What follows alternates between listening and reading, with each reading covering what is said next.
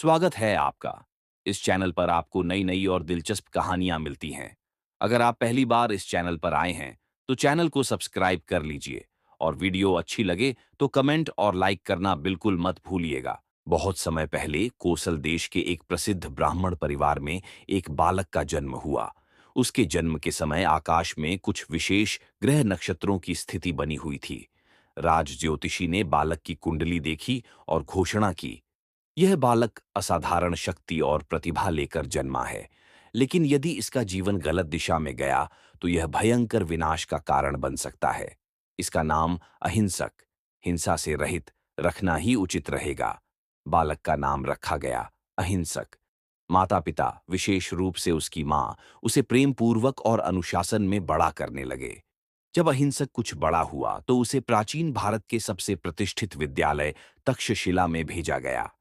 वहां विभिन्न धर्मों, वेदों, गणित, आयुर्वेद, शस्त्र विद्या, तर्कशास्त्र, भाषा और दर्शन की गहन शिक्षा दी जाती थी। अहिंसक अद्वितीय प्रतिभाशाली विद्यार्थी था। वह न केवल पढ़ाई में श्रेष्ठ था, बल्कि उसकी सहनशीलता, आत्मनियंत्रण और विनम्रता भी प्रशंसनीय थी। जल्दी ही वह अपने गुरु का प्रिय शिष्य बन गया, परंतु यही उसकी परीक्षा की शुरुआत थी। विद्यालय में अन्य विद्यार्थी अहिंसक की लोकप्रियता से जलने लगे। उन्होंने उसकी छवि बिगाड़ने के लिए एक गुप्त योजना बनाई। वे धीरे धीरे गुरु को विश्वास दिलाने लगे कि गुरुदेव, अहिंसक अहंकारी हो गया है। वह अपने ज्ञान और शक्ति का दुरुपयोग करना चाहता है। वह आपकी पत्नी पर भी बुरी दृष्टि डालता है। गुरु को पहले विश्वास नहीं हुआ, पर धीरे धीरे बार बार सुनने के बाद उनका मन कलुषित हो गया। अब उन्होंने एक भयावह योजना रची, एक ऐसा कार्य जो गुरु और शिष्य दोनों के रिश्ते को तोड़ देगा। गुरु ने एक दिन अहिंसक को बुलाया और कहा, मैं तुम्हारी परीक्षा लेना चाहता हूं। यदि तुम वास्तव में पूर्ण ब्रह्मचारी, संयमी और निडर हो तो तुम 1000 मानव उंगलियां लाकर दिखाओ, तभी तुम्हें मेरी सर्वोच्च विद्या दी जाएगी। अहिंसक चौंका। वह जानता था कि यह कार्य हिंसा से परिपूर्ण था, लेकिन उसे गुरु पर विश्वास था। उसके लिए गुरु का आदेश सर्वोपरि था। अहिंसक ने सोचा, यदि यही मेरा धर्म है तो मुझे पूरा करना होगा। उस दिन से अहिंसक की यात्रा शुरू हुई, एक भयावह दिशा में। अहिंसक अपने गांव छोड़कर घने जंगलों में चला गया। वहां उसने यात्रियों, व्यापारियों और ग्रामीणों को एक एक करके मारना शुरू किया। हर हत्या के बाद वह एक उंगली काटकर एक माला में पिरोता, जो बाद में अंगुली माला कहलाने का कारण बना। धीरे धीरे उसकी माला में दर्जनों, फिर सैकड़ों उंगलियां जुड़ गईं। भय, आतंक और डर का पर्याय बन गया उसका नाम। लोग रास्ता बदलने लगे, सेनाएं भेजी गईं, परंतु कोई उसका कुछ नहीं बिगाड़ सका। जो एक बार अहिंसक था, अब लोगों की आंखों में राक्षस बन चुका था। जंगल के समीप गांव के लोग कहते, यदि किसी की मृत्यु निश्चित करनी हो तो उसे अंगुलीमाला के मार्ग भेज दो। धार्मिक क्रियाएं, व्रत, यज्ञ, कुछ भी उसका क्रोध शांत नहीं कर पा रहा था। वह इतना अंधकार में डूब चुका था कि स्वयं के भीतर की पीड़ा भी उसे दिखाई नहीं देती थी। अंगुलीमाला ने सैकड़ों उंगलियां काटी थीं। जब संख्या 999 पहुंची, तब उसने सोचा, बस एक और, एक और मेरी साधना पूरी हो जाएगी। लेकिन उस एक आखिरी व्यक्ति की तलाश करते हुए उसे शांति नहीं मिल रही थी। उसका मन अशांत था।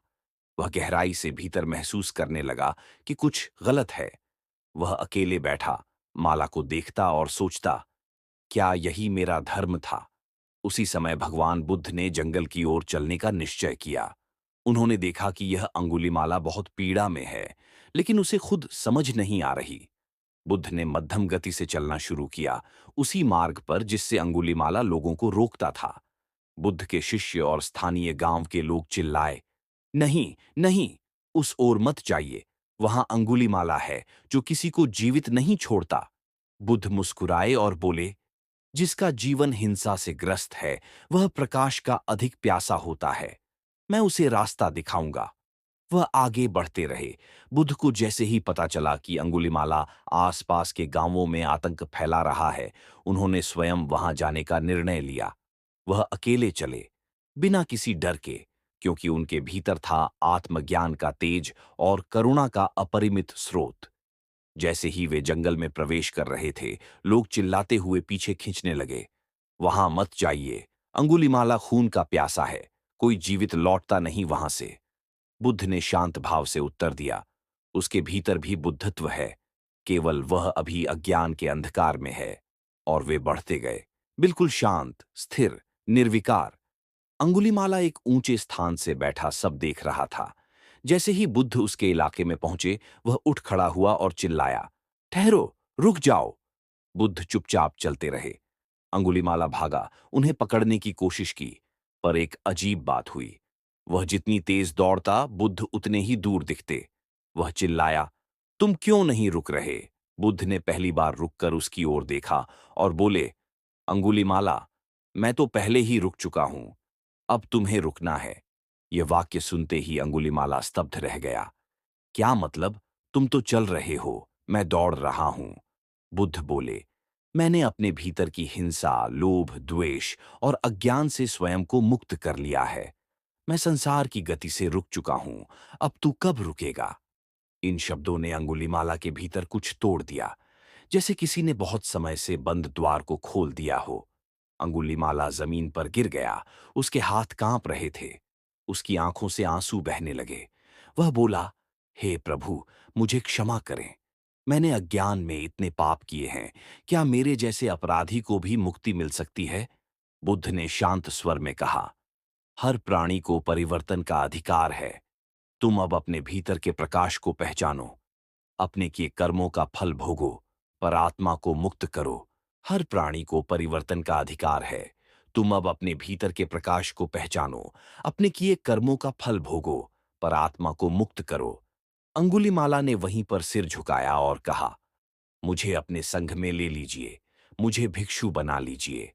बुद्ध ने उसे संघ में भिक्षु रूप में स्वीकार कर लिया।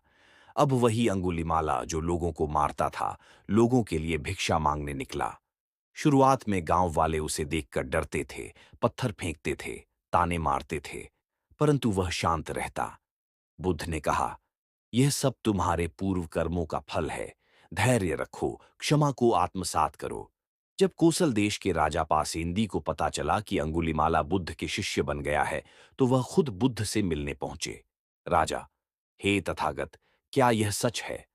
वह हत्यारा आपके संघ में है? बुद्ध, हाँ महाराज, वह अब अंगुलीमाला नहीं, बल्कि भिक्षु अहिंसक है। राजा चौंके, आपने उसे क्षमा कर दिया? बुद्ध बोले, महाराज, क्षमा नहीं, मैंने उसे शिक्षा दी, अब वह अपने भीतर जाग गया है। राजा ने भिक्षु अंगुलीमाला को देखा, उसकी आंखें शांत, चेहरा निर्मल और शरीर पर भिक्षु वस्त्र। राजा बोला, प्रभु, आपके धर्म की महिमा अपरंपार है। जो हत्यारा था, वह अब पथ प्रदर्शक है। अंगुलीमाला ने अब गहन साधना शुरू की। वह घंटों ध्यान करता, अकेले रहता, साधारण भोजन करता। वह जानता था कि समाज उसे पूरी तरह कभी स्वीकार नहीं करेगा, लेकिन उसके भीतर अब कोई प्रतिशोध नहीं था, केवल प्रायश्चित और शांति। एक दिन अंगुलीमाला गांव में भिक्षा मांगने गया।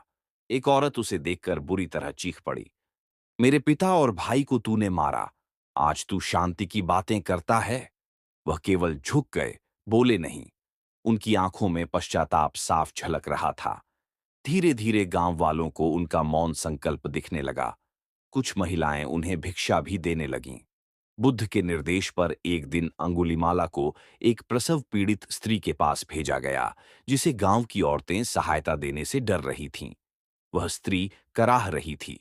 अंगुलीमाला ने बुद्ध से कहा, मैं तो जन्म देने में असमर्थ एक पुरुष हूं और मैंने इतने जीवों की हत्या की है, मैं उसकी मदद कैसे करूं?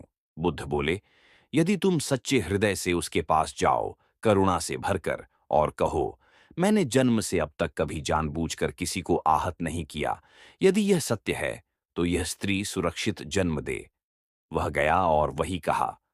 अविश्वसनीय रूप से वह स्त्री सुरक्षित रूप से बच्चे को जन्म देती है। अब अंगुलीमाला कोई अपराधी नहीं, बल्कि जागृत आत्मा बन चुके थे। किंवदंतियों के अनुसार अंगुलीमाला ने जीवन के अंतिम वर्षों में उपदेश देना बंद कर दिया और पूर्ण मौन में जीने लगे। उनकी मृत्यु का दिन भी अत्यंत शांत था। उन्होंने ध्यान में बैठते हुए अपने प्राण त्यागे। बुद्ध ने उनके पार्थिव शरीर को देखकर कहा, जिसने सैकड़ों को भयभीत किया, वह अब निर्वाण को प्राप्त हुआ है। जो अंधकार में जन्मा, वह सूर्य से भी अधिक तेजस्वी प्रकाश को पा गया।